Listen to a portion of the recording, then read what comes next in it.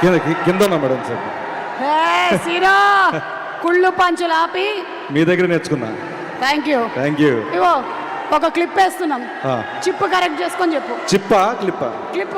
Okay madam. Ready ready start.